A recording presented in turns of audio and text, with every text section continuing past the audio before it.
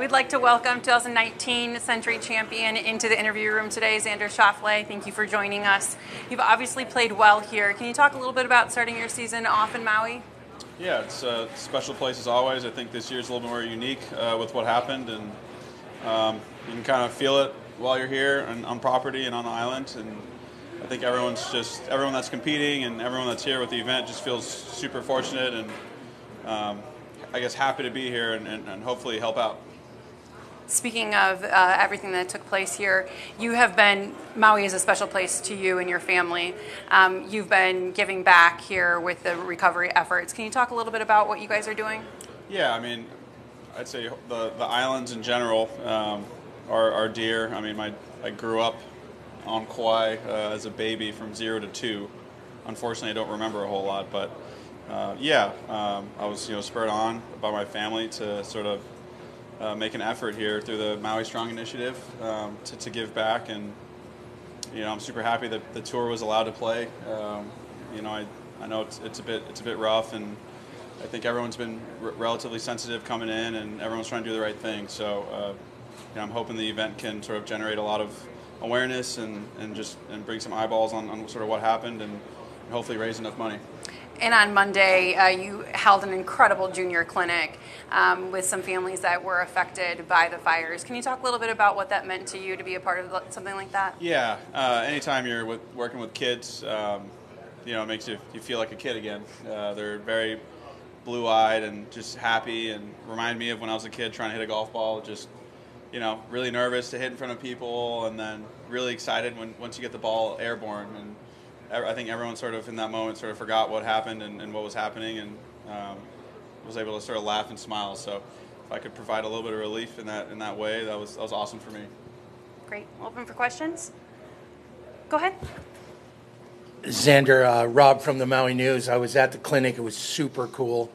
Had a great time covering that. Tell me about, if you would, how aware is the whole group of players here? I don't want to ask you to speak for other guys, but is the level of knowledge of what's gone on? Obviously, you have to drive through the devastation to get here. How much would you say in general are the guys aware of how important this week is to obviously the fire survivors, fire relief efforts, Maui's comeback, all of that? If you could, I know that's a really wide-angled question, but how aware are the guys of all that stuff? Yeah, I mean, I want to say very aware. I know I'm not the only individual sort of making an effort. I know there's a few guys, off the top of my head I can think of that are either working with first responders, doing sort of birdies and eagles, a dollar amount to go to charity. You sort of name it. I mean, guys will get creative on how they can help and sort of which initiative to tack onto. But overall, I mean, when you drive through from the airport, it's sort of like you don't really believe it till you see it, which is brutal. But I think it was. I don't think that the governor and everyone else or the mayor wouldn't have sort of allowed us on the island if he didn't think it'd be beneficial. So I think that's sort of what the tour stands for, is to give back and to make big charitable strides in moments like this. So I'm happy that we're able to support that. Is it more? Does it kind of warm your heart that the PGA Tour is all about charity, has been forever? But man, when it's on island for a guy like me, I live here, and you see it from Sentry to you guys to the governor, the government. Is this what the tour is? You've talked about it to me a couple times now. Sure. Is that what the tour is all about, do you think, mostly? Yeah, I mean, that's, there's been a lot of talks of other things happening, other competition and things of that nature. But, growing up and sort of watching the tour, obviously you watch the top players compete and the sort of Cinderella stories that occur, whether at, any big event. But for the most part, when we sat through orientation, the tour and everyone that organized that really spoke about the charitable efforts the tour does to give back and using us players as entertainment to push that forward. So Yeah, I mean, I think sort of this is a really good way for the PGA Tour to show sort of what it can do, and Sentry being an awesome sponsorship coming in here and sort of backing everything the tour is about is really cool as well. Dylan? How do you feel about the state of pro golf entering 2024? Yeah, it's tricky. I've really every day you wake up, you pretty much, or me at least, I can speak to myself. I really try to, help wherever I can and try to be effective. But when it comes to my personal golf, I've really tried to just dig in, really try and be selfish, really try and focus on what I can do to get better at playing golf. That's sort of why I love playing golf. So a lot of distractions. It's been like that for quite some time. Everyone sort of has their opinion and everyone floats around, but I can just speak to sort of what I've been trying to do, and that's really digging my head in the sand and trying to get back to sort of letting the clubs talk. Is there anything that you're rooting for when it comes to the two sides coming together or not coming together, or what that might look like? I mean, it's sort of similar back to I guess what was spoken about maybe a year or two ago was sort of just having like a very clear outline of what's on the table, I guess.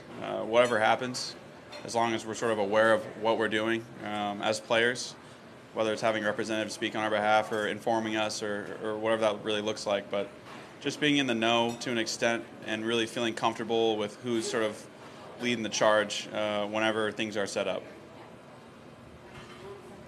What's your level of satisfaction now in terms of how much you know and how much you should know?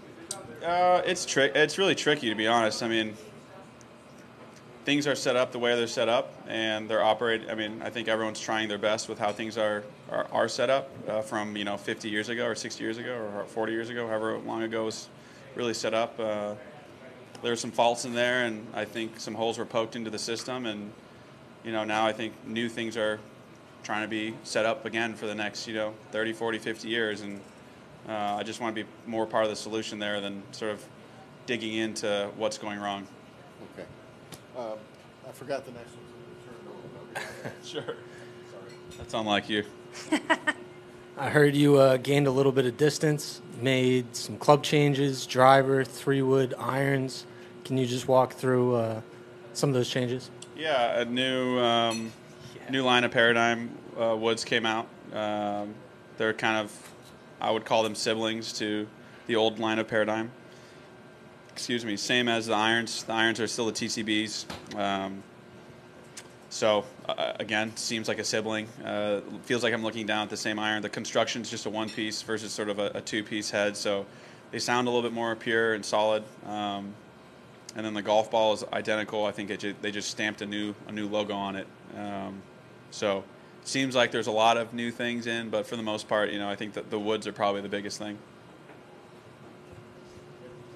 It sparked what I was thinking of. How much bigger, stronger are you than when we last saw you? Was that an emphasis of yours? Yeah, I finally, I spoke about in the past how it's a fault of mine and an area I need to work on, and it was hard for me. I took Bahamas off, which was tough. My caddy and wife and everyone that's part of my little crew that goes down to Bahamas was obviously very bummed out about me not playing there, since it's like a vacation for everybody except myself.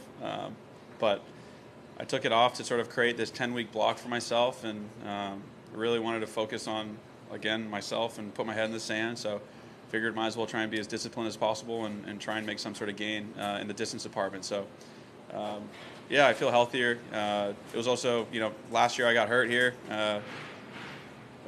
So is that related to the decision? What's that? Was that related at all? I think so. It was a bit of a wake-up call. I mean, it was a bit of a sort of a freak accident almost. What happened at that time, but it was my first injury, and it was a big eye-opener for me, and I feel like I may have been more disciplined this time around than in past years to try and actually achieve something this offseason. Quick digression, when you talk about the Bahamas, was Maya's sister on her way out? What's that? Was Maya's sister supposed to come too, and does she hate you? No, no, no. That's funny. Look, you know too much. Yeah, Not was. really. She would have cruised out if I played, but we hung out for the holidays in Vegas, so it's all good. I wanted your thoughts on one thing as it relates to the Saudi stuff, for lack of a better word. Everyone's going to have an opinion on what they think. One thing I keep hearing from a lot of different guys is getting everybody back together again. Do you see that as one of the bigger sticking points in terms of, A, any kind of a free passageway back and forth, or B, bringing back players who got more than the guys who stayed? You follow me? Yeah, I follow you. How do you? Yeah, No one else does. Yeah, I mean, I think it's better. I mean, we're entertainers at the end of the day. I mean, I love what I do for work, and I'm obsessed with my job. But at the end of the day, I am, a small piece of a big puzzle, and I think everyone wants to see that puzzle sort of whole without missing pieces. And I think the product is probably better if, all together than sort of split up. But I don't have the metrics on what that looks like or anything. I couldn't tell you if ratings are worse or better. Really put my head in the sand when I tell you that. But would it be difficult to get everyone back together without some sort of penalty? For lack of a better word. Yeah, I'm sure there's some smart people out there that probably have some ideas on how to do it correctly. I'm not one of them, so you're going to bother some people more than others. A lot of people, feel like they're owed something. So when you take sort of everyone's opinion into play, I mean, I think you just need someone that's really smart, that's going to create a fair way, and a fair pathway back for everyone to play again. I had another one, if you don't mind. Fire. You're hot right now. I know Let's about go. that. But it's kind of player of the year related. It just got us to wondering how, if players, professionals think the same way the media or the public does, in terms of what do you rank as important to measure a guy's year? Is it statistical consistency? Is it strictly wins, scoring average? What in your eyes, how do you prioritize what's important in evaluating somebody? Yeah, it's a good question. I haven't really thought a whole lot about it. No, yeah, I mean, usually are, but looks like I'm not the only one. Overall performance, I mean, yeah, it's tough. I mean, I know who ended up winning. Scotty won. Yeah, I mean, it's a tricky one when you look at consistency, amount of wins. I don't know who was the low scoring average. There you go. So I mean, there's probably a correlation there if I had to guess, but he didn't. John won the Masters, and I have no idea. He won 4 times. Scotty won twice. I mean, overall, I'd say his obviously being low scoring average and having such a big lead on being number 1 in the world was done by basically felt like he top 3 or 4 every week he played. So I don't really know. I think that's another thing about opinions. I mean, I think some people look at wins, some people look at majors, some people look at scoring average. I honestly couldn't care less. What's that? I must have missed it, to be completely honest. I didn't go into my portal. I'm sure someone from the tour is really upset about that, but I told you, this is the 3rd time now. I put my head in the sand, man. I'm serious. I really have just locked out everything. Yeah. Who won that? Eric Cole. That's deserving. Yeah, that's nice. You take him over Robert? What's that? You would take that over Ludwig? Oof. Jeez. Thank gosh I didn't vote. What was your reaction to Jon Rahm leaving for LIV?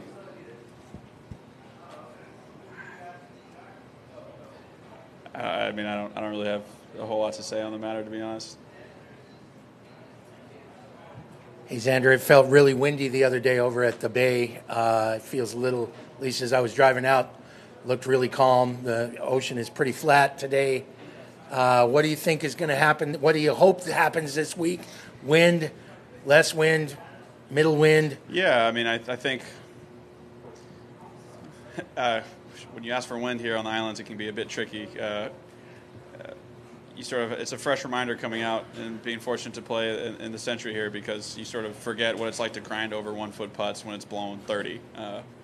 It's going to happen tomorrow and the next 4 days. But yeah, I wanted to play tough. I think it rained a lot leading into this event, and Mother Nature's been drying up the ground pretty good. Today the ball was already rolling in the fairways quite a bit. So, I think if balls are, rolling around and the wind's blowing and balls are rolling into the rough, it makes it just a little bit harder versus when the fairways are soft and easy to hit. So the harder the better. Scoring's always low, and guys are going to shoot nothing. That's just what guys do out here. So hopefully tough. How does the course look right now? Yeah, it's immaculate shape. It's really nice. Doug?